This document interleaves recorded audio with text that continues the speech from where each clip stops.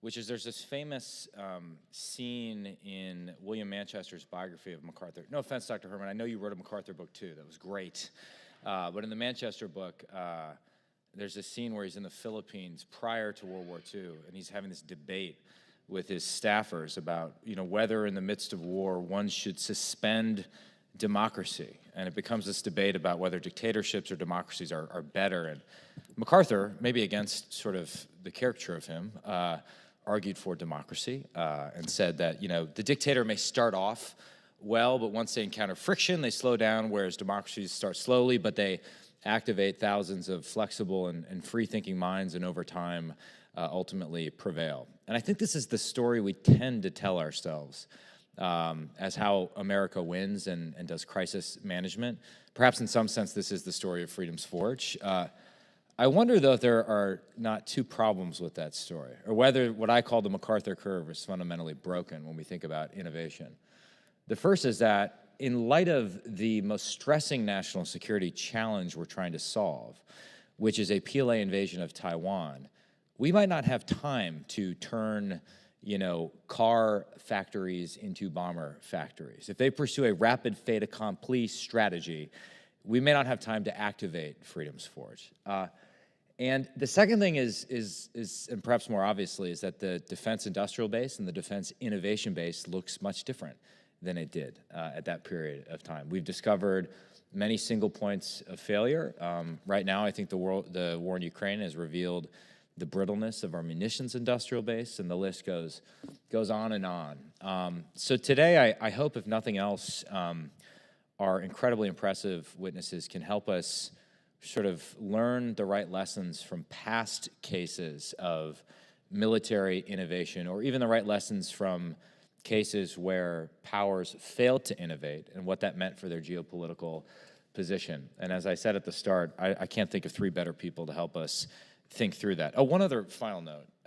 I think the tendency when you go to one of these defense conferences is, there's always like a bunch of panels on the new shiny thing, right? It's AI, it's quantum, it's JADC2, but I just, in light of that, that's all well and good, but I think in light of that, it's incredibly important that we have a conversation like this about looking backward with an eye to preparing ourselves for the future. Because while the sort of essence or nature of war does not change, its character does seem to be changing in light of new technology. And so I want to thank Dr. Andrew Krepinevich, who is the author of a great new book called The Origins of Victory, many other books, including a book on Marshall and a great study on archipelagic defense. The 2.0 version was just released in September.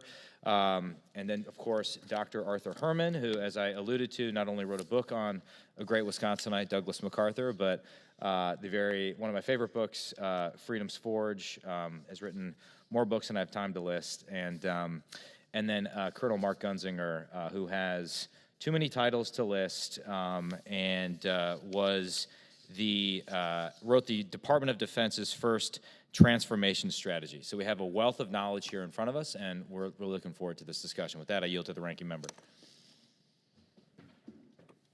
Well, thank you, Mr. Chairman, for convening these experts on disruptive innovation and ensuring that our military remains the most innovative in the world. As a representative from Silicon Valley, I can attest that the most disruptive innovations of the past 50 years have come from the Department of Defense. I mean, it is DARPA's innovations and others in GPS, in the internet, in drones that really led to the commercialization of these technologies in Silicon Valley. So the idea that our Department of Defense and military have not been innovative is just historically inaccurate. They've been incredibly innovative. But now that we see so much disruptive innovation taking place in the commercial sector, we need a strategy to make sure that the Department of Defense remains the most innovative, and also that these technologies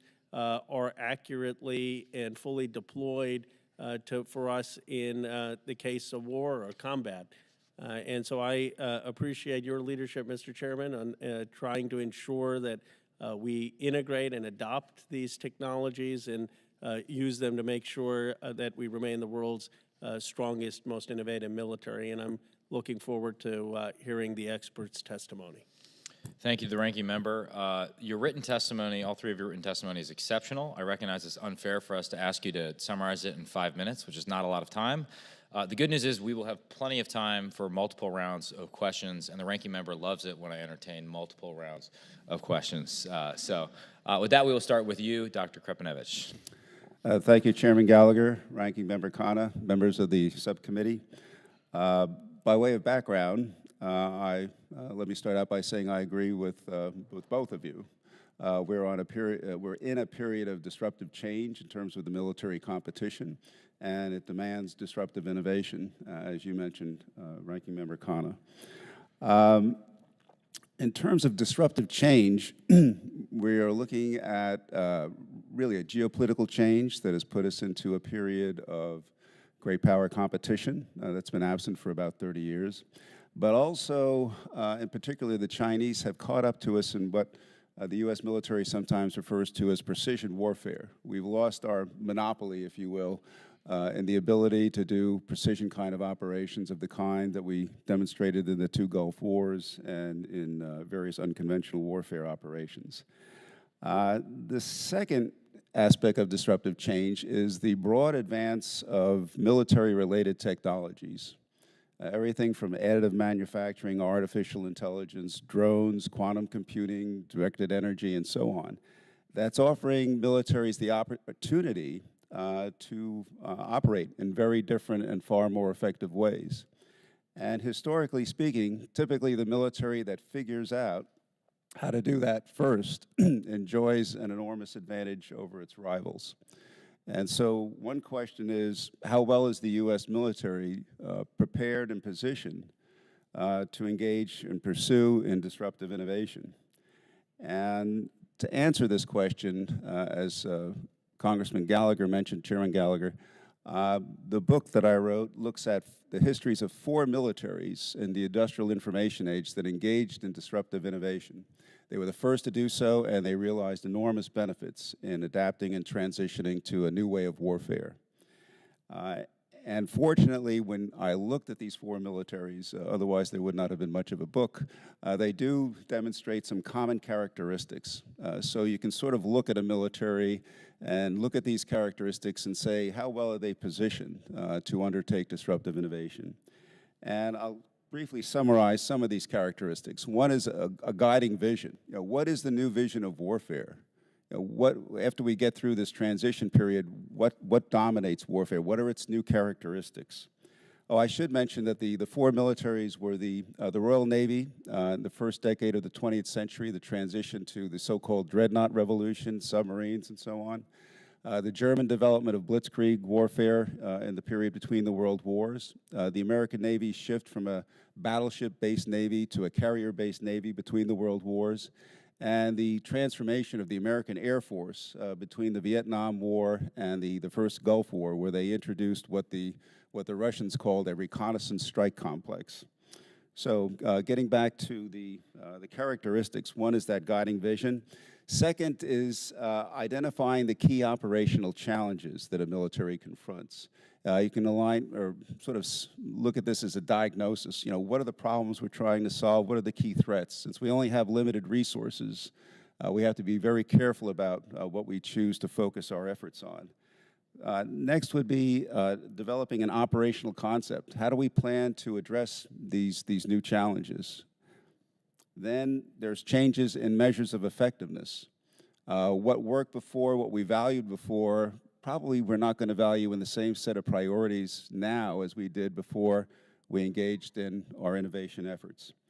Then there's exercises at the operational level of war. And the point here is we're not going to be sure whether our new way of war is valid. And so we conduct operational exercises to try and reduce uncertainty as much as we can wherever we can. There's extended tenure. Some of the key military leaders that guide this effort serve for extended periods of time, because typically disruptive innovation takes a decade or more, and yet a lot of senior military leaders typically last 2 or 3 or 4 years in an assignment. This does not occur in periods of disruptive innovation in the 4 cases that I studied. Then there's the issue of time-based competition. If you have a military that's world-class at time-based competition that can adapt quickly, they can pursue what I call the first and second move advantages, but they can also adapt very readily and much more quickly than their rivals. And this turns out to be quite an important factor. This concludes my remarks, Mr. Chairman, although I will say one final point. If we're thinking about 2 things with respect to disruptive innovation, one is we have to get the operational concept. If we're looking at the Chinese as a threat, the operational, how do we plan to defend the first island chain? That's the critical operational challenge. And second, we know we're going to be wrong because there's so many variables. And so if we ever go to war with China, how quickly can we adapt in order to be able to sustain not only the operations, but also adapt to reduce the flaws and eliminate the flaws that our concept is revealed, is revealed in our concept in conflict. Thank you, Mr. Chairman. Dr. Herman, you're recognized for 5 minutes. Is your microphone on? Make sure it's close to your mouth. Sorry, it's very formal here, very far away. All set to go? I think so, yep. Great. Our defense industrial base is in crisis. This is certainly the conclusion that our first ever National Defense Industrial Strategy Report has just reached. According to its most recent draft, that industrial base, quote, does not possess the capacity, capability, responsiveness, or resilience required to satisfy the full range of military production needs at speed and scale. What some of us have been warning about for a decade is now apparent to everyone. One reason I wrote my book, Freedom's Forge, more than 10 years ago, was to call attention to structural deficiencies in how we arm and equip our military compared to World War II and the Cold War. Now, thanks to the war in Ukraine, the problem has been made obvious and urgent. The question is how to better incorporate the innovations taking place in our private sector, from AI and robotics to cyber and quantum, into our defense industrial base. Now, the industrial base consists of many things: production facilities, supply chains, research and development of new technologies and systems like AI and quantum, hypersonics, UAVs, industrial and cyber security, and workforce. And we urgently need a strategy for incorporating innovation in all of these areas as part of an overall national security strategy. But the role of innovation, I think, is misunderstood. It shouldn't be treated as if it were a standalone category, but instead as an integral part of the production and productivity process.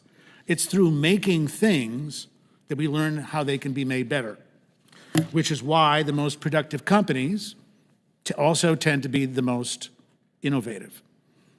And that's why in creating, for example, the arsenal of democracy in World War II, Washington turned first to the commercial automobile and electronics companies because they had the most engineers and therefore could be counted on to do things and make things better, even if they had never made them before.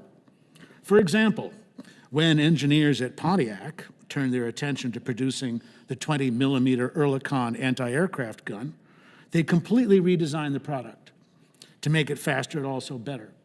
And as a result, they managed to cut production time per gun from 3.5 hours to 15 minutes. Now, there are other examples that are contained in my written testimony. The point is, innovation follows productivity, not the other way around.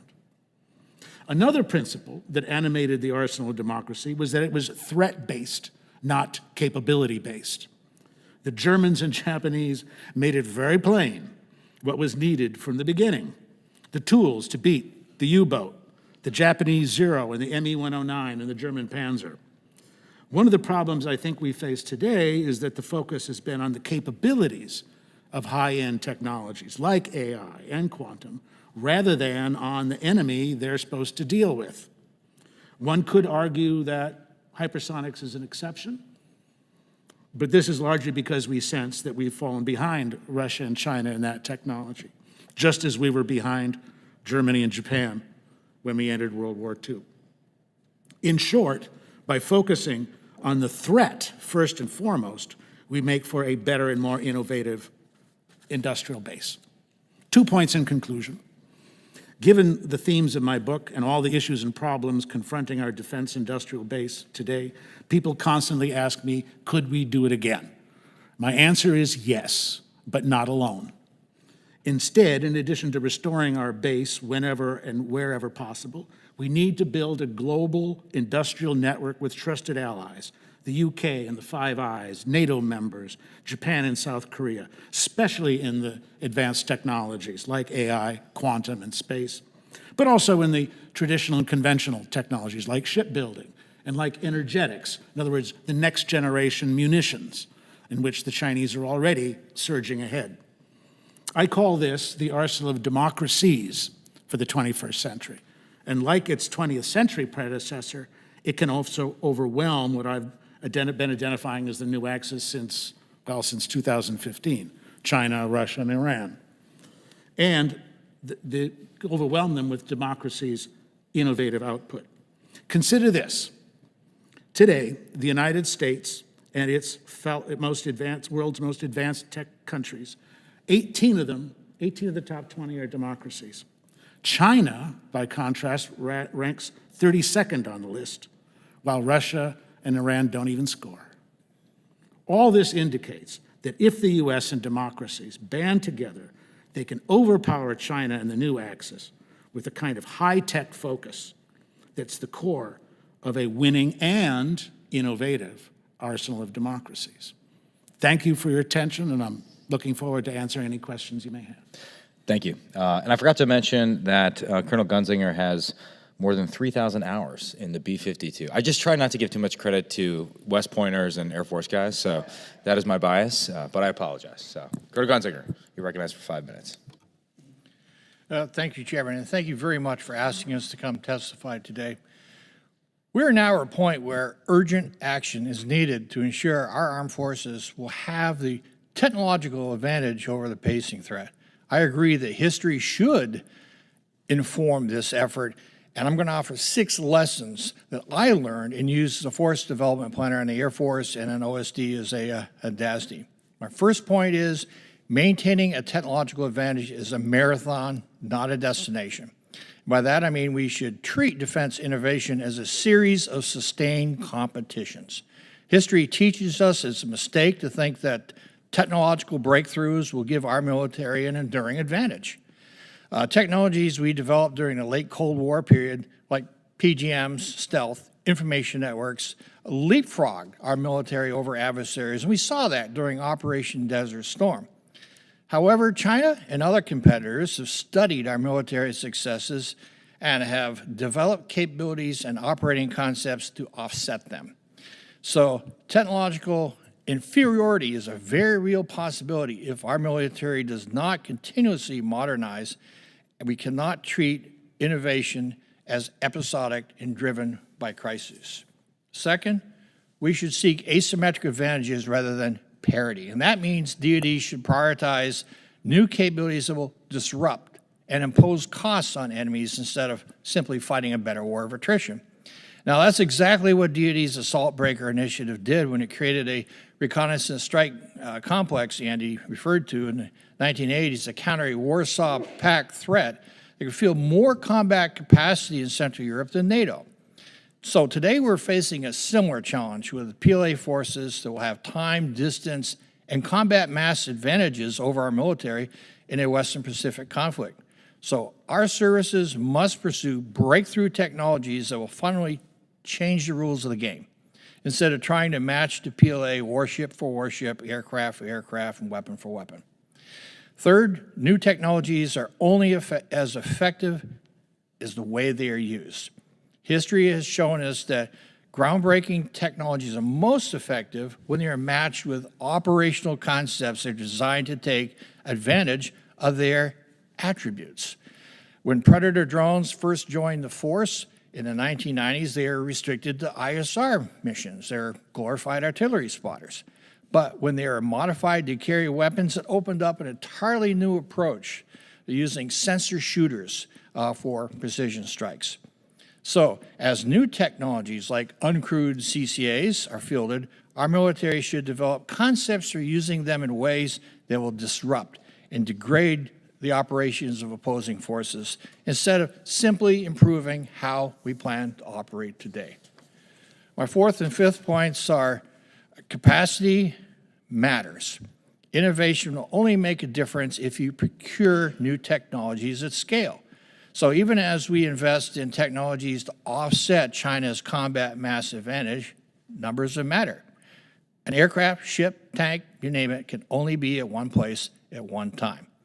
So in the 1990s and 2000s, many in DoD saw increases in weapon system effectiveness as justification to slash force structure, which is part of the reason why our forces are now too small to meet their global requirements. So the solution really is to acquire new technologies at the scale needed to deter and defeat our nation's enemies, and that will require sustained, predictable budget growth. And finally, new technologies will require trained and experienced personnel in volume to use them. DoD must have enough personnel with adequate levels of training to fully exploit the advantages that new technologies will offer. History has taught us that when two opposing forces have relatively equal technologies, the side with the best trained personnel often has the advantage. It's common sense. So, fielding new technologies and training personnel to use them, that goes hand in hand. And this is incredibly important today, given that it now takes years to develop highly trained, experienced airmen, sailors, soldiers, and Marines. And like new technologies, we're not going to have the time to surge their training and give them the kind of experience they need in the midst of a peer-on-peer conflict. And with that, I thank you again. I look forward to your questions. Great, thank you all. I am an unabashed fan of military reading lists, and a lot of your books have appeared on military reading lists, and it's Christmas time, and we're all looking for books to give. Imagine you are able to assign holiday reading to the Secretary of Defense, or rather just assign a case study of military innovation that you think it is particularly important for the Secretary of Defense to understand. What would that be and why? We'll start with you, Dr. Krepinevich. At the If you can't assign your own book, sorry. Can't assign your own books. That's why I said case study. I would, I guess one of the books I would assign would be Dr. Herman's book on Freedom's Forge. Because you can really, in reading that book, get a clear understanding of just how different things were then relative to the way they are now, and just how much effort and what kind of organization went into creating the Arsenal Democracy or Freedom's Forge. So that would be a book I would recommend. A case study I would recommend would be Nick Lambert's book, Sir John Fisher's Naval Revolution. Basically, it talked about how the world's global power at the turn of the 20th century, Great Britain, was challenged by a rising power in the form of Germany. So there's a similarity there. You know, we're the dominant power, China's the rising power.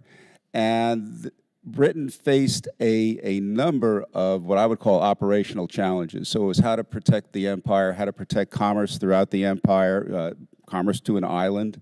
There were military technologies that were advancing at a rapid rate. Submarines were being introduced, torpedoes, undersea communications cables, wireless. So you have this combination of a country that's lost its lead in some critical areas of the military competition, as we've experienced, but also this raft of new technologies, global commitments. So I think the Fisher Revolution, as Lambert calls it, Sir John Fisher's Naval Revolution, would be a good case study. Dr. Herman, and you're not allowed to recommend one of his books. No, you're not allowed to, sorry. We'll just assume you would have, in the interest of time.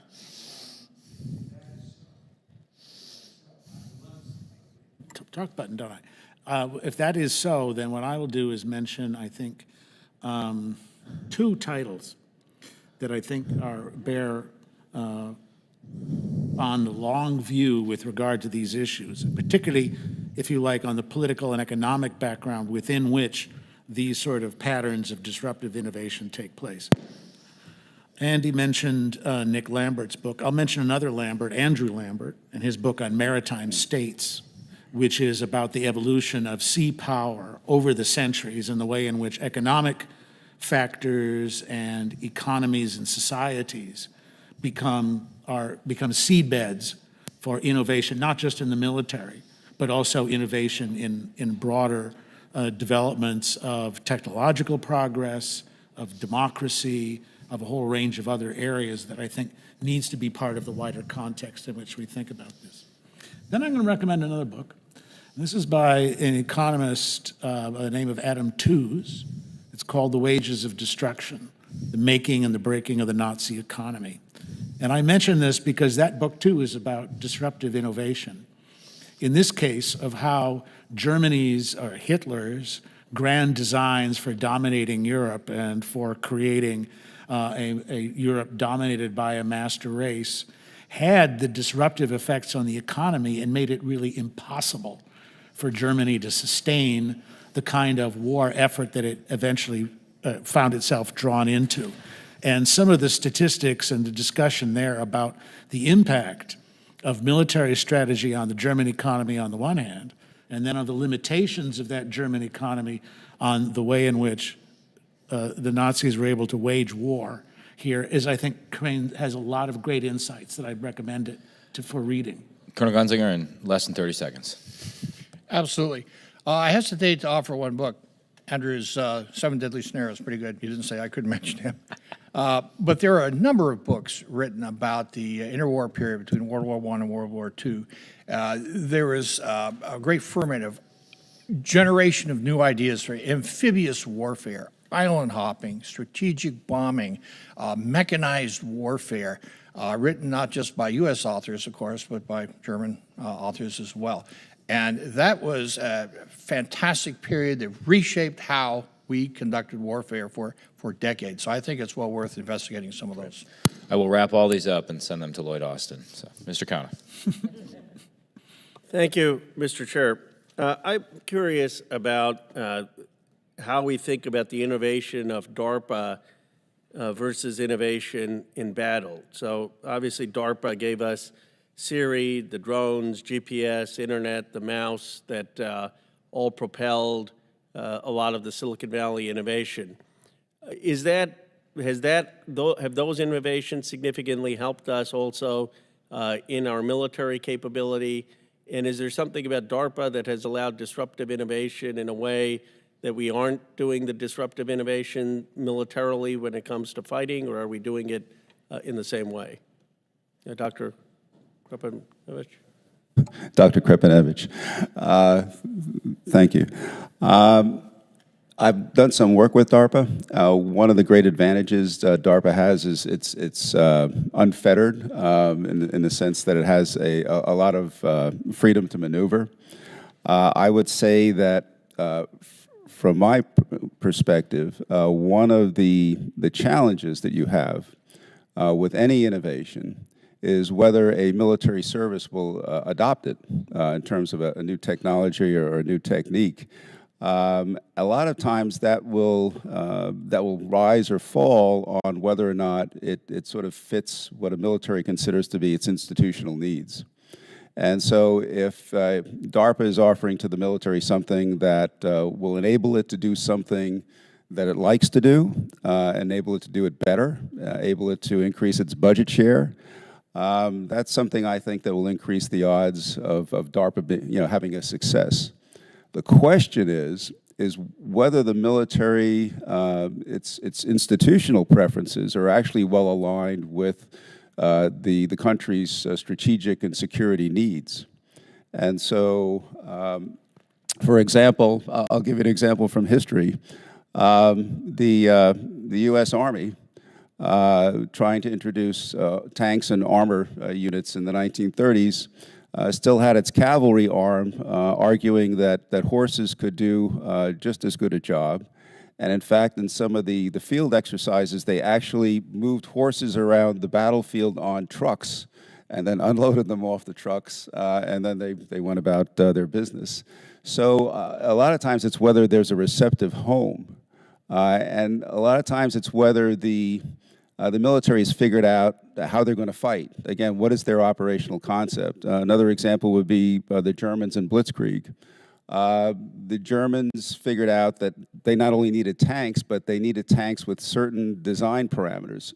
So they wanted tanks that had long range and could move fast. And they were willing to trade defense in terms of armor plate and gunnery, firepower, in order to get that, because their vision of war was not to go back to World War I and fight trench warfare. It was to break through the trench lines and get so far beyond the trenches, speed and range, that the Allies couldn't reform that trench line, that they would break into their rear. So again, a lot depends on this relationship between what kind of technology is emerging and the extent to which it fits the military's vision about what's the future of warfare. I guess the paradox for me is that when it comes to spawning disruptive innovation, the military has been way ahead of the commercial sector. I mean, the reality is, Steve Jobs, all these folks, they went and they saw the technology that DARPA and NSF had created. And yet when it comes to the adoption of that very technology, it seems like they're slower than the private sector. Well, it's, very quickly, if you look at the period between the world wars, as Colonel Gunzinger was saying, it's been called the aviation mechanization radio revolution, because those were the sinews of the carrier task force and Blitzkrieg. Those were all developed. The leading arm of that was in the commercial sector. And the military has adopted it or failed to adopt it based upon how they viewed these technologies supporting their vision of how they wanted to fight war. Some were very innovative. Some were, like the French, for example, always our favorite example, basically sought to improve how they fought at essentially marginally, as opposed to looking at an entirely new way of waging war at a much more effective level. And you can see this in the commercial sector, where you have these big innovations, as you pointed out, which really lead to a different kind of product. And if there's a book to be recommended there, is Clayton Christensen's The Innovator's Dilemma. Thank you. Mr. Lalota. Thank you, Chairman. Thank you to our witnesses for being with us here today. I represent New York's 1st Congressional District, the eastern end of Long Island, a couple of hours outside of Manhattan. My district includes Hauppauge, the nation's 2nd largest industrial park outside of Silicon Valley. And more broadly, Long Island, the greater region, is home to 167 defense and aerospace companies comprising over 3 million square feet of industrial and commercial space, with over 10,000 full-time employees and $3 billion of economic activity. And as was noted in some of your opening testimony, with the decline of domestic industrial defense contractors, it's important to recognize and promote the existing ones, specifically where I'm from, Long Island's industrial defense industry, whose contributions help to keep our nation's military the greatest the world has ever known. With that in mind, and for any or all three of you, from a warfighting capability development perspective, what can our government learn from our partners in the private sector who are constantly working on the next generation of machinery and technology? Colonel, you seem like you might want to lean into that one. Yes, I think we can, our military can learn quite a bit.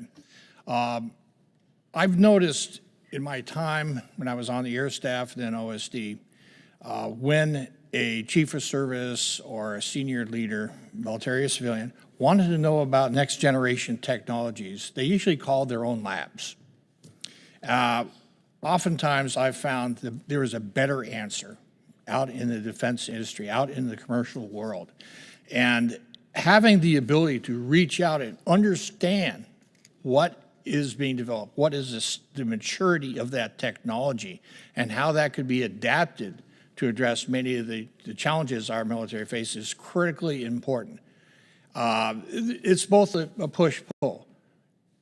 Industry needs to have pathways to the government to inform, hey, this is what we've done. We think this can help. But our military needs to pull as well. They've got to be open to asking instead of just looking at their own labs. That's critically important. In your mind, is that communication, is that collaboration happening at the right level right now? Increasingly, yes. Enough, no.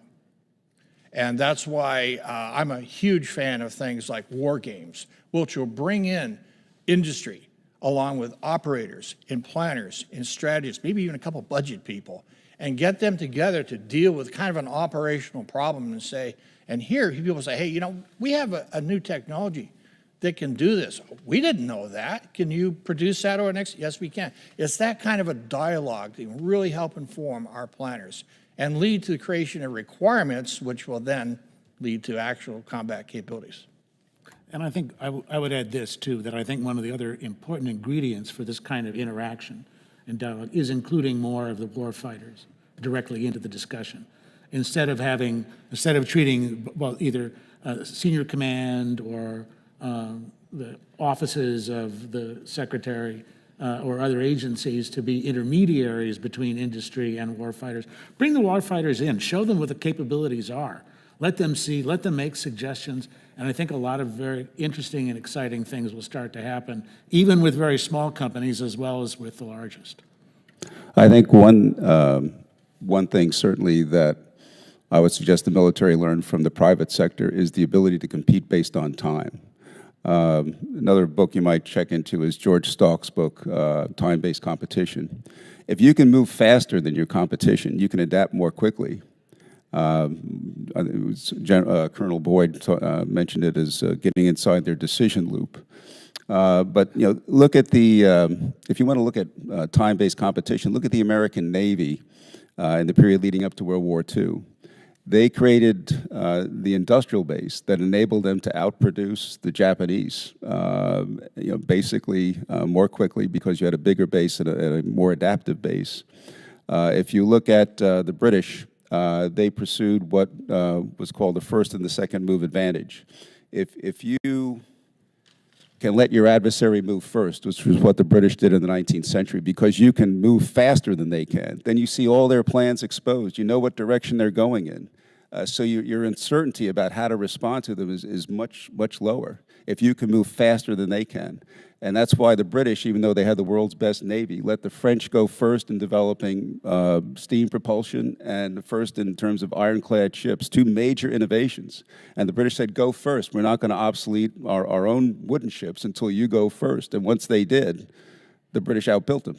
And what we're seeing now is the Chinese have learned how to do that, taking technologies that we developed and using them and scaling them in ways that will make them incredibly effective militarily. We need to reverse that process.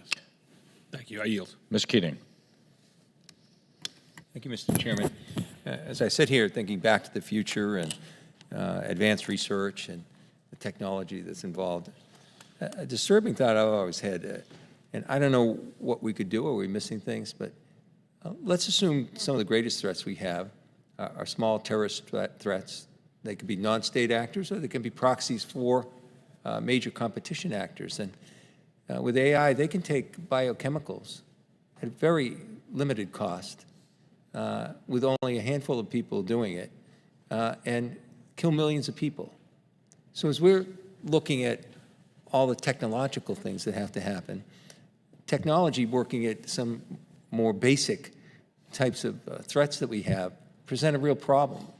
Do you see us concentrating and researching what we can do around something like that? Just AI to biochemical warfare, millions of people are dead. It costs maybe hundreds of thousands of dollars and only a few people. And it's an awful thought I have, but as we're looking at our greatest threats, sometimes are we missing some of these things? Because we're in a race, a technological race. In my book, The Origins of Destruction, looking at the various technologies, there are oftentimes sections called the democratization of destruction, and it relates to your point, Congressman. So, for example, we see today in the Middle East, Hezbollah, Hamas, they have rockets. They have rockets that can fire at extended ranges. If you want to talk about a disruptive shift in the character of the competition, what happens when these rockets and missiles get precision guidance? again, it's the cost equation is not in favor of the Israelis when it comes to missile defense against precision weapons. They can use AI and algorithms to detect when these missiles are going to land in an area that they're concerned about, or when they're going to land out in the middle of nowhere. If you look at the biosciences, a group of Canadian scientists from scratch and $100,000 engineered horsepox, just sort of resurrected it. $100,000, that's not a lot. And, you know, you get a few intelligent scientists, you can do some terrifying things, arguably, these days. Look at additive manufacturing. We're worried about additive manufacturing, people printing handguns.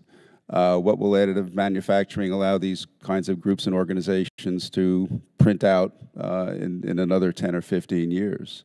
So there are, and certainly in terms of artificial intelligence, there are arguments to be made that spear phishing, in terms of basically malware and so on, is going to be much more easier to generate using artificial intelligence. And the question is, well, are defenses against that going to be enabled by artificial intelligence? So in a number of ways, it looks as though the trends in technology are not only going to enable militaries, you know, standing militaries to operate more effectively, but non-state groups to pose more challenging problems for us as well. Now, let me add that back during the 2006 Quadrennial Defense Review, which I helped lead a team for the Secretary of Defense to perform that review, we looked at a number of disruptive threats, bioterror, cruise missile attacks on the continental United States from cargo ships. We didn't really look at AI and so forth at the time. But the problem was people are willing to say, this is a challenge. We must do something. We need to invest in analyses to figure out what's the best approach to dealing with this challenge should it ever happen. But when it comes to actually spending resources to counter them or prepare for them, they're not there, because there are other requirements that the militaries have established that frankly eat up the trade space, eat up the budget. And they're valid requirements. I'm not criticizing that. But when it comes to resources, my point is it's often not available to deal with those kinds of threats, which could kick off the next conflict. And we might not even have thought about what that threat could be yet. Yeah, just in closing, I think that sometimes we're caught up in the major power competition to the extent that we're not looking at what some of the more realistic threats could be in that regard. And I think that's a mistake. I think if we're taking away from our ability in the intelligence area to try and scope out some of these things, get the information, be able to prevent it, perhaps so much of our resources go into this competition, we might miss what was the most realistic and dangerous threat of all. I yield back. Thank you. Dr. McCormick. Thank you, Mr. Chair. Mr. Herman, in your witness testimony, you described the decline of the U.S. domestic industrial capacity and workforce, both defense and non-defense. Over the decades, you described the defense industrial base workforce as neglected in terms of national security strategy. Could you elaborate on the neglect and provide the recommendations you may have on how to incorporate workforce as part of our national strategy? And this may be as comprehensive as contracting versus appropriations versus all the inefficiencies that we as Congress are a big part of. How could we streamline that and make it better? Hit my button. I think it's an excellent question. It's one that I've been spending a good deal of my time more and more. In fact, right now I'm heading up a commission on workforce development for the space industry, which I think has enormous implications for not only for our future economy, but also for future national security issues. And I think that the challenge that we face with regard to workforce, which, by the way, we faced in World War II as well. You know, there were a lot more plants and shipyards opening during World War II than there were workers available. And this became a major problem of how to recruit and how to train and how to retain workers in that environment, particularly when you had a free market wage environment where if you were working in a defense plant in Detroit and you heard that in the Kaiser shipyards they were paying a lot more, plus you had health benefits, you could just pack up and go. There was no one who was going to say, no, you have to stay and keep working on what you've been doing here with regard to, producing tank treads or whatever else came up. So you've got the training and development, you've got workforce, you've got education issues, which we always keep coming back to, the question about K-12 and STEM education and the constant shortfall that we have in terms of both development of skill sets, but also in updating the curriculum in those areas here. We've been talking about this for decades, and yet the trend is still downhill.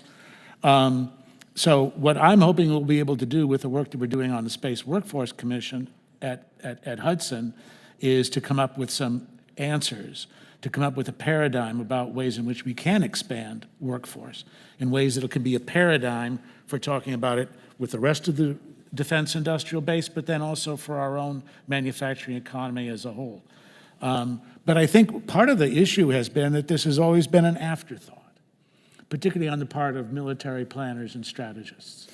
And I think there are a number of reasons for that. I think part of it is, if you like, I'm going to say this, I think part of it too is a class issue. I think there has always been a reluctance to think about the blue-collar aspects of our defense industrial base, of our manufacturing base as a whole, and to think about it as something which will always be there when it's needed, instead of something that needs to be revivified and has to be taken a new direction for the 21st century. And that includes, of course, our work with foreign countries and with foreign workers as well. And part of my vision for an arsenal of democracies will be to think about the issue of workforce and the ways in which U.S. workers from our leading democracies can, in fact, find a way to work together and to become part of a productive whole with those systems which are going to be most important to the future of our national defense. Thank you.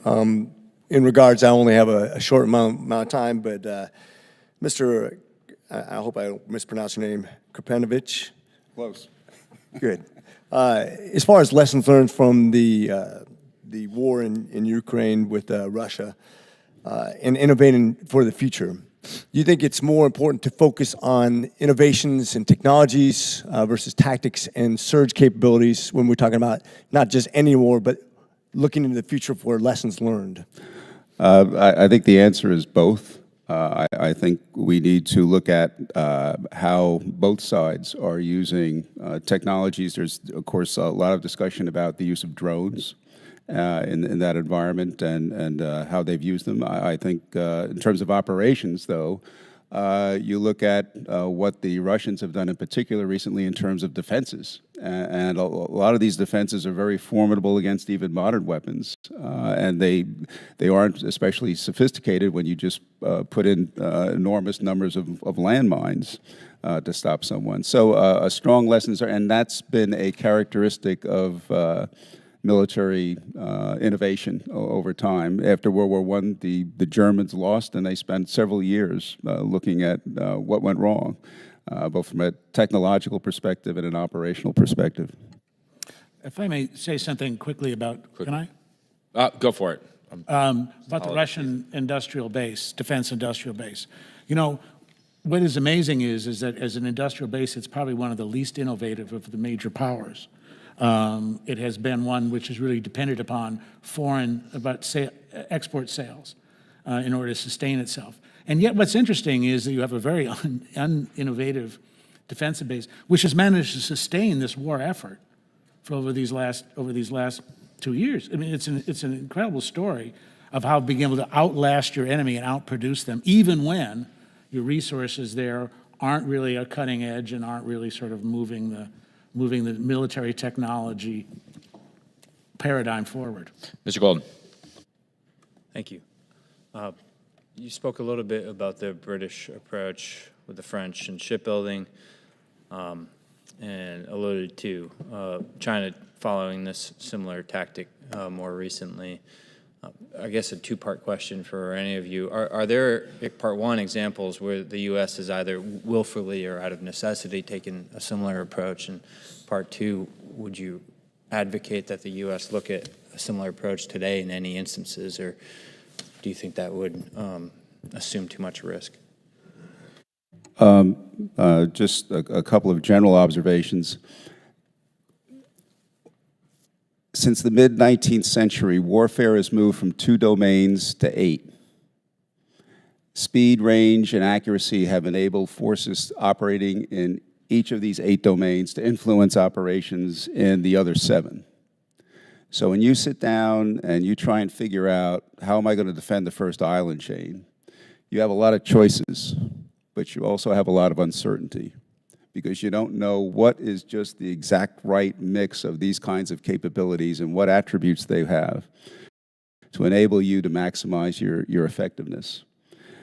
So because this level of uncertainty is so high, the ability to experiment and exercise with a wide range of capabilities becomes very important to find out, again, to reduce uncertainty at the margins. You know, what capabilities work, what don't, what attributes should they have, and the ability to adapt quickly as you find out what works and what doesn't. This issue of time-based competition, you know, time is a resource. You know, budgets are resources, technologies are resources, people are resources. Well, so is time. And the side that figures out first how to operate most effectively, knowing that they're not going to get it perfect, but there's going to be some error, but that does it better than the other side. And then once the balloon goes up, as they say, and you start to see what works and what doesn't, who can move more quickly than the other to feel those capabilities that actually matter more, that's the side that's going to have an innovative advantage. And can I say something here with regard to those range of choices and the range of domains? This is another role for artificial intelligence, by the way, is in the area what we call strategic reasoning. In other words, helping planners and strategists work out what's the best combination of priorities involved in a multi-domain conflict, which we're going to have more and more of that as a possibility, but also a multi-front. What happens if you're involved in a conflict in the Middle East, in the Taiwan Straits, and in Central or Eastern Europe all at once? Well, artificial intelligence, and I would also add quantum computing, provide the kind of modeling and the kind of analysis, optimization analysis that will allow planners to get through and understand and have a range of feasible choices, as opposed to having to sort of grope their way through the possibilities that go with it.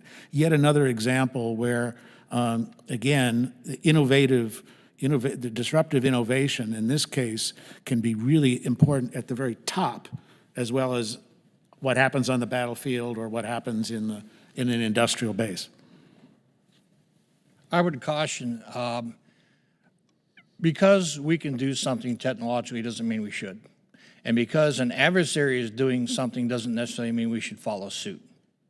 When I was in OSD policy as a DASD, I often heard policy people, very smart individuals, talk about, well, look, China is imposing costs on us because they're fielding these medium range, intermediate range, ballistic missiles that can attack our bases along our first island, et cetera, et cetera, et cetera.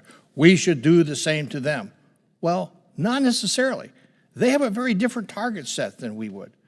They're attacking bases, our bases and our allies' bases that are undefended, they're not hardened, we can't disperse yet because we don't have the resources to do it.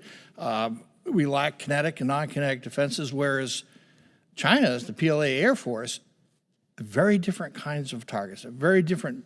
Their bases are hardened, they're ready to disperse, they have decoys, et cetera. That takes a different mix of weapons, a different mix of capabilities to attack effectively. So as an operator, you have to think through those differences to establish requirements that will make us the most effective against them, rather than just say, well, we should do what they're doing. Mr. Luttrell. Dr. Herman, button, got it. Forgot my button too. You mentioned artificial intelligence, strategic advantages, machine learning, and how that gives us an operational strategic advantage over our enemies. I got to tell you, I don't know an AI computer that's ever been shot at. And when a round goes down range, it has your name on it, and it's hollering at you, things change. I think my question is, So we push for this industrial footprint. Colonel, you rattled off about a half dozen issues that we're facing in the country that push us way to the rear. And I don't know if I could, it may be a fair assessment to say the Iraq and Afghani war may have pushed us to the rear because we were front sight focused on that engagement while our adversaries took our inventions and ran with them, and now they're that far ahead of us. The one thing then, the majority of my colleagues sitting on this panel with me served in combat, and the one thing that you can't argue is a fighter on the ground with his or her finger on the trigger, period. I mean, one of the most formidable forces I fought against was the Afghanis, and they've been fighting their whole lives, and they love every second of it, and I don't think they've ever lost a war, if I remember correctly. We hear in the committees up here all the time about how we need to advance the technological space in order to defeat our adversaries. Doctor, you mentioned that it needs to be weighed accordingly. Does the Hudson Institute, is their stance more in the technological space in order to combat China, Iran, or do you have an opinion on are we losing our footprint with the forces, and how does that play out? Anybody? Well, I think that's one of the key issues that we're not empaneled right now to talk about, but it's the big question, isn't it?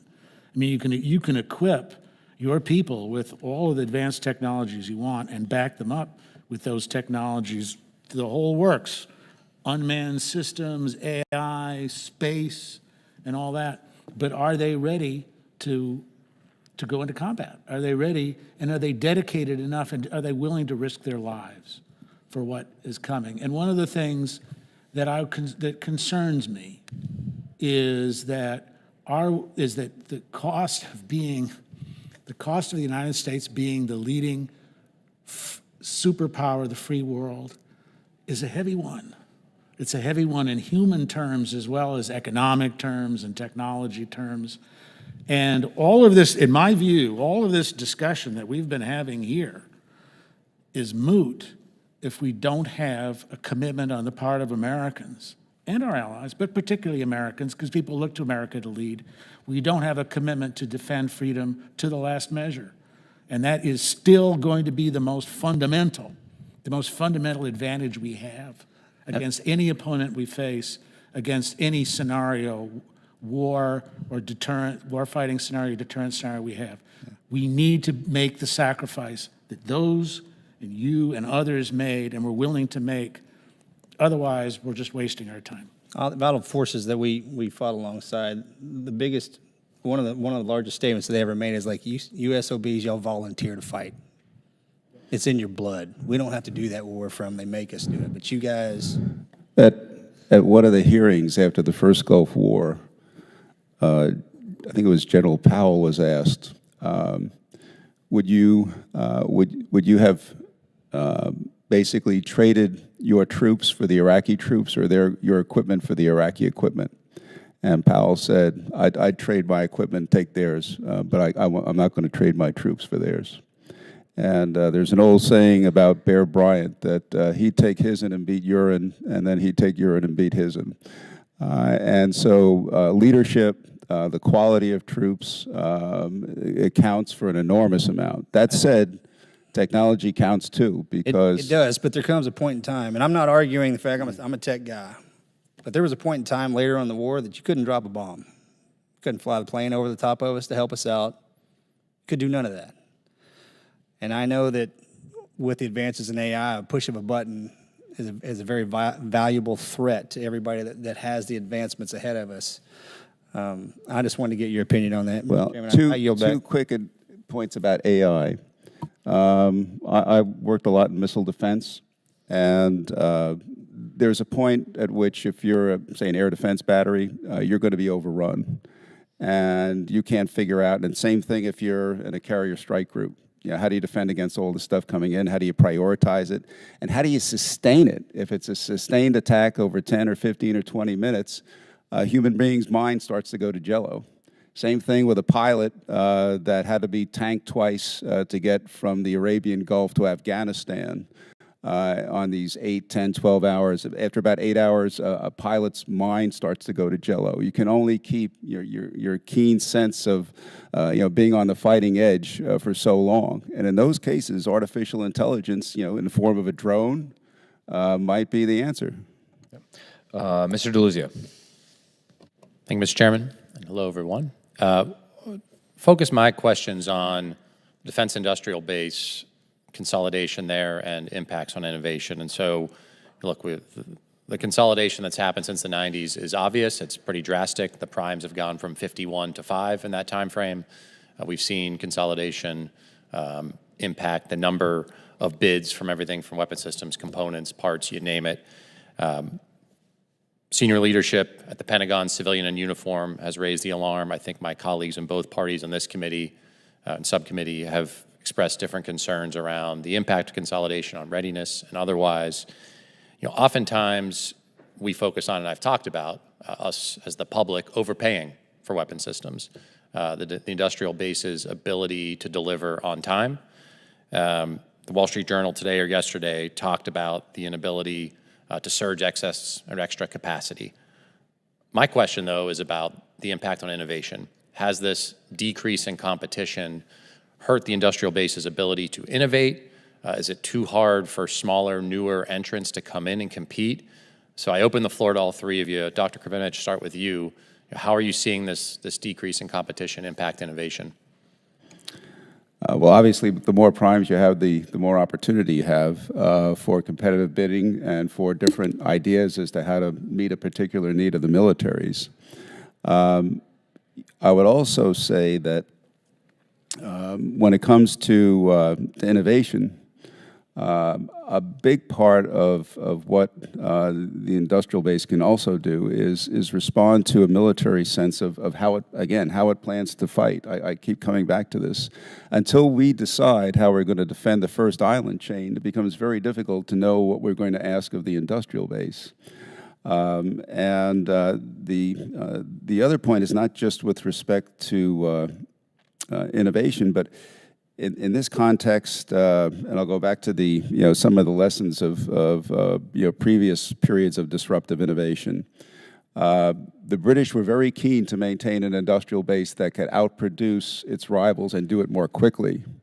So that was a key metric for the British when they looked at their industrial base. Can we produce at scale more quickly than our rivals? The other issue that came out in one of the cases was with respect to the American Navy prior to World War II. Didn't quite know, whether carriers were going to be the answer. Didn't even know what kind of carriers. So they built different classes of carriers. They built small carriers, big, carriers, Goldilocks carriers. Same thing. We didn't quite know what the best form of air attack was going to be. What was the best form of strike? They built horizontal bombers that, again, drop bombs vertically. They built dive bombers. They built torpedo bombers. And then they had the industrial base. Again, you had to have a fairly broad industrial base, be able to produce that faster and larger quantities than our adversaries could do in order to keep up with us. Well, I would say that, from my point of view, and also from a World War II point of view, by comparison, yes, there certainly are lost opportunities when you have reduced competition and when you have fewer numbers of primes, as Andrew was just saying. But I think it operates, the issue operates in a slightly more subtle way, and that is that what I would see is even bigger obstacle, both to innovation, but also to a really productive and scalable industrial base, is FARC, is just the federal regulation and the enormous labyrinth and the hoops that companies have to jump through in order to negotiate that. And what you've ended up with then, with regard to the big contractors, are the ones who can negotiate that labyrinth. And who have become, know how to work the system in ways in which so many other companies, including mid-size and startup, and even commercial companies, who would love to be involved and love to help out and bring their technology and their ideas and their products to our national defense, who simply take a look at the size of the federal regulations and say there's no possible way. Well, we've been here before, In 1940, December of 1940, the U.S. Army decided they need a light utility vehicle, right, a new one. And they sent out, with a range of specifications, they sent out a request for proposals to 286 companies in America. 2 of them answered. None of the big companies, not Ford, not Packard, none of them, General Motors, none of them answered because none of them wanted to do any business with the federal government. They knew it was a loss leader. They didn't want to get involved with it. The 2 who answered, one of them, Bantam, was about to go bankrupt. And it was like, we'll just roll the dice one last time. We've never made anything like this, but what the hell. The other one was Willis. And it was, of course, the Willis Jeep model that came out of that. It was almost by happenstance because those 2 companies were thinking, like, we don't want to get involved with the federal government, but we have to. Their backs were to the wall, and that's why that's why they did it. What we really need and what we're working on, what is happening in places like the PPBE Reform Commission, with which I've been working over this last year, one of the things we need to do is to find ways to ease in and continue the involvement of small companies, of startup companies with great ideas and great technologies, and to enable them to reach the point where they become part of programs of record and part of the mainstream with it. There, I think, even more than trying to change the balance between the big primes and the smaller players and the competition issue, that's where the thrust is going to have to come. Thank you. Mr. Fallon.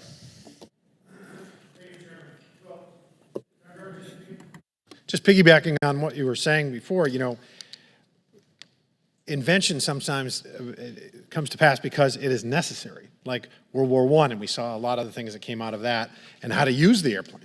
We didn't really know how to use it. It was there, but it was in its infancy. And then same thing with World War II. I wonder how long it would have taken to develop nuclear weapons if World War II had never, it's kind of counterfactual history, alternate history, but it was kind of a necessity at the time, and the race was on between us and the Germans, and then Yom Kippur in '73. You see a lot of what the Soviets were fielding, and then what we were fielding, and then what came out of that, the Abrams, Bradley, Apache, Black Hawk, Patriot systems. So the question really becomes: does DoD want to innovate? And I'm of the humble opinion that nothing will change unless really everything does. So I wanted to ask the 3 of you on the panel. What do you think the role of venture capital can play in the future of innovation? And we'll go with Dr. K first. Yeah. Actually, there is I think a room for venture capital. If you look at, and I think this particular period is similar to the interwar period between the world wars, because then most of the technology that was being pulled into military capabilities, aviation, mechanization, radio, was from the commercial sector. If you look at some of the technologies today, artificial intelligence, additive manufacturing, synthetic biology, right on down the line with some exceptions, for example, like directed energy and hypersonics, a lot of that is in the commercial sector. And I'm familiar with one organization, Shield Capital, that has set its mission to identify in the commercial sector those gaps that it sees in the commercial sector that would be useful to the military, and to fund business in those gaps, because they think down the road the military's not only will this be useful in a commercial sense, but ultimately it will be in demand by the military. So I do think there is a role, and historically there has been a role as well.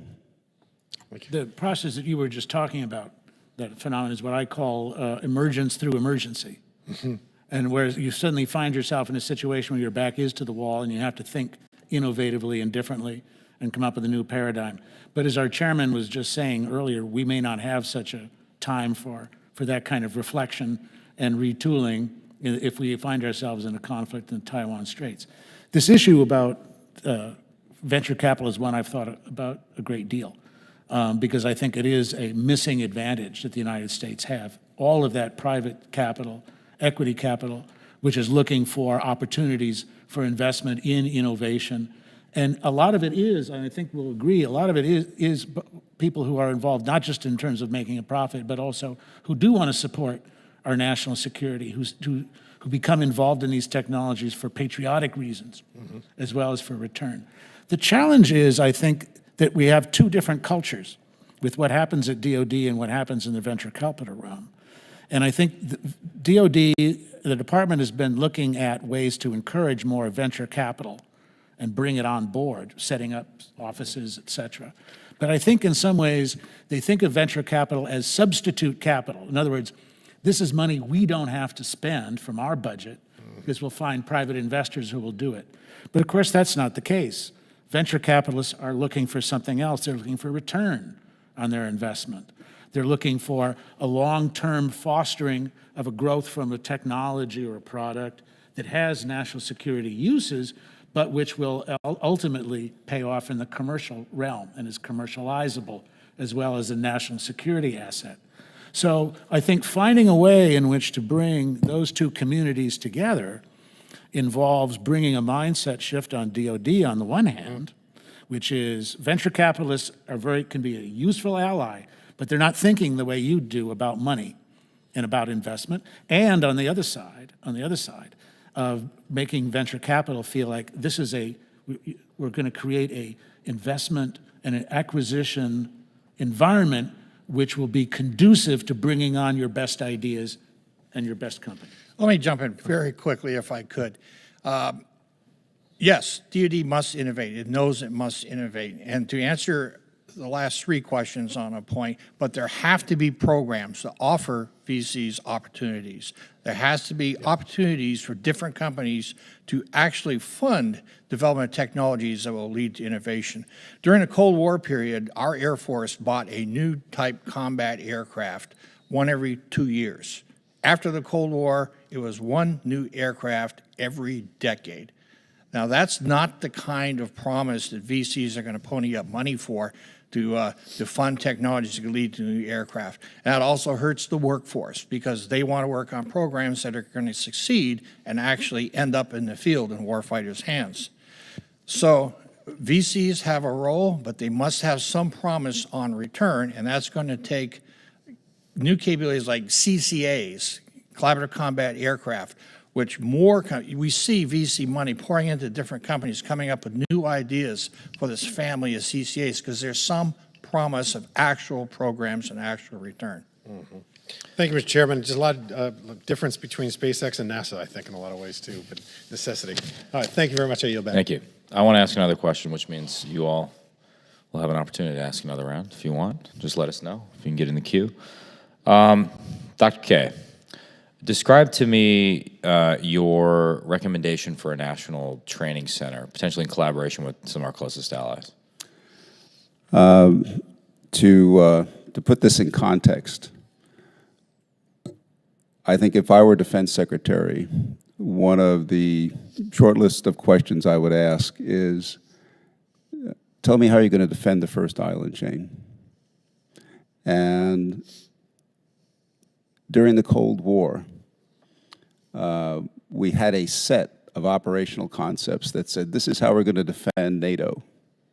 The Army and the Air Force developed something called air-land battle that described not only how to stop the Soviet advance, but also how to conduct deep strike operations to break up the second and third wave coming out of Eastern Europe. The Navy said, we're going to keep Soviet submarines north of the Greenland, Iceland, UK gap. This is how we're going to do it. We're going to send our submarines up there. We're very good at submarine warfare. We're going to keep their bombers from coming down and bombing our transport ships trying to get across the Atlantic by something called the outer air battle. And there was this chainsaw concept they had as part of that.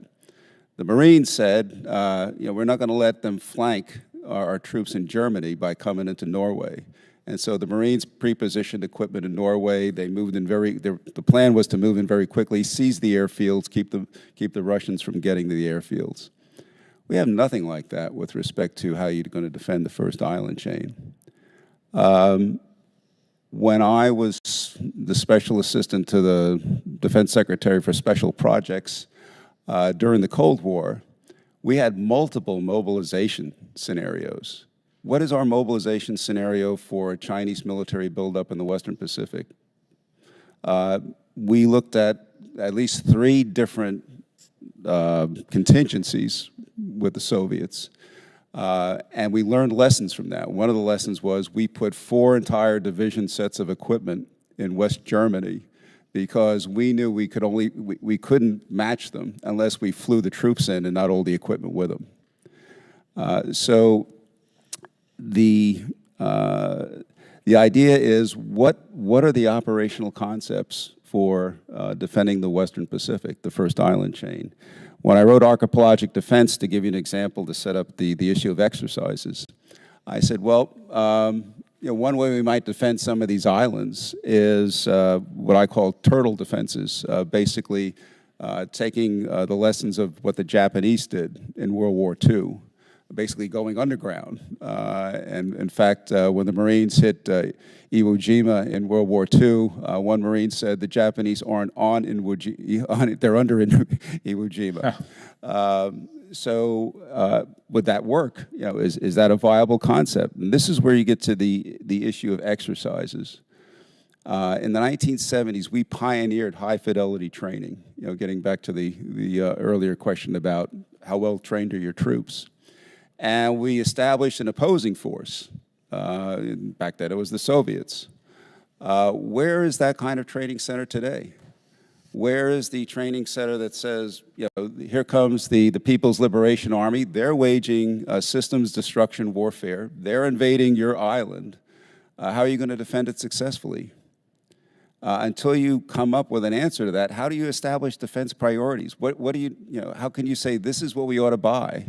And this is, this is a wasting asset here. This might have been good in counterinsurgency or Desert Storm, but it's not going to be very helpful against the Chinese in defending an island along the chain. And so this, I've talked to, for example, Australians. The Australians say we got a lot of land in Australia. We could develop a combined training center in Australia. You could instrument it. We could develop a combined, Chinese opposing force, just the way we did during the Cold War. Where is this? Exercises not only reduce uncertainty by helping you find out what works and what doesn't, it also builds up support. So, for example, the Brits, their big problem around the turn of the century were submarines and torpedoes. The way they went to war was they would blockade the enemy's naval base. Well, now you can't do that because these people are firing torpedoes at you. Well, what's the answer? Part of the answer was conducting these kinds of exercises so the British naval officers and establishment realized they couldn't operate that way anymore. That's the first step to realizing innovation. And the other example I'll mention would be the German field exercises in the fall of 1937, where they actually had a Panzer division for the first time, this armor division, and it just blew everybody's socks off. I mean, they just couldn't believe what this division was doing in the field, and that's not something you can replicate with a war game or with a study. It's visceral, and so the need for these kinds of exercises, I think, is crucial. Yeah. I'm out of time. Ranking member, do you have any more questions? Anybody? I have one more then. Sorry. Hey, rank has its privileges. Dr. Herman, your comments about, I don't want to mischaracterize it, but it seemed to be that like innovation it can't be its own separate thing. It needs to be part of like everything going on. It made me think of Elting Morrison's famous book, Men, Machines, in Modern Time, where she talks about innovation is often just iterative, but it also involves like unique human beings with unique personalities. At times, these are like very, the type of human beings that would not necessarily get promoted in the military, right? John Boyd was mentioned earlier, right? I mean, that's probably a great example of it. I guess what I'm driving at is, we talk about innovation, we talk about like, the org chart of DoD, we talk about funding, but ultimately I think it comes down to like a cultural issue of are we promoting and empowering humans that can take intelligent risk and rewarding them for taking intelligent risk? I don't know what the precise question is there, but maybe you can comment on that, even if it's just to push back on my analysis. Sure, I think you can probably get excellent comments from everybody here on, Yeah. on that one. I guess my view would be when I'm thinking about innovation and productivity and production is that you have on the one hand, you have the commercial sector, in which innovation is a necessity in order to compete in the marketplace. You always have to make things better and make things faster and make them cheaper. It's the nature of the business you're in. In the military, I think confronting the issue of innovation is when things go wrong, right? It's when you're in the field and suddenly you realize something is not working, and you've got to try something else. Maybe a new technology, maybe a new tactics, maybe an entire new strategic rethink. This is why so often the winner of the last war becomes the loser of the next, right? World War I, the French and the British. World War II, the French, were looking forward. They were actually looking forward to the German invasion, Yeah. General Gamelin was rubbing his hands with glee when he learned that the Germans were going to attack, because he had thought he had figured out exactly how to beat them based on the experience of the First War, right? Yeah. This is how innovation comes in. So in both cases, you just put your finger on the common factor for both: risk-taking. Yeah. Risk in business, which sometimes leads to failure. Your business goes under, and you start a new one. In the military, I'm going to say in military, defense industrial base, there's risks. Yeah. Projects will fail. One of the great virtues, I think, with DARPA is precisely that. They do know that a lot of their projects are going to fail, and it's understood from the beginning that some of these are just not going to work out. I think the challenge is to bring a similar mindset, an openness to risk, a willingness to embrace failure on the small scale in order to bring about success on the large scale that remains the next big cultural cliff to climb at our current Department of Defense. Well, let me put a finer point on it and invite your comment, Colonel Gunzinger. I just wonder if John Boyd, who's as much of a Marine Corps hero as an Air Force hero, whether he would have made it past the rank of captain in today's military. Just Probably not. Yeah. Although I hear it's pretty easy to make major these days. Is your microphone on? I apologize. It is now. One of the things we cannot do is turn innovation over to a bureaucracy. We've seen that in the past. We saw DoD establish the Transformation Office during the time Secretary Rumsfeld was in charge. And actually, I took over that office as a DASD. But you turn bureaucracy loose on innovation, and you get anything but, more often than not.